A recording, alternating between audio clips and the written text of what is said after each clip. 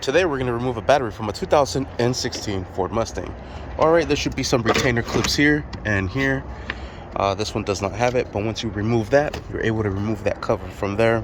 We'll be using an 8mm socket to remove the battery bracket and a 10mm socket to remove the battery terminals from the battery.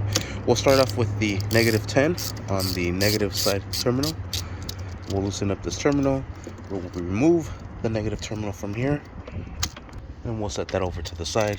Next, we'll open up this cover and we'll loosen up the positive terminal just like so, and then we'll also remove this over to the side. All right, now we'll use the 8mm. I'm using a 3-inch extension just to be able to clear the battery, and we'll drive this all the way out. We'll set this over to the side. We're ready to take out the battery, and there we have it. That is how you remove the battery from this 2016 Ford Mustang. Sweet. Stay tuned on the next video of how to install the battery. Thank you for watching. Please like and subscribe.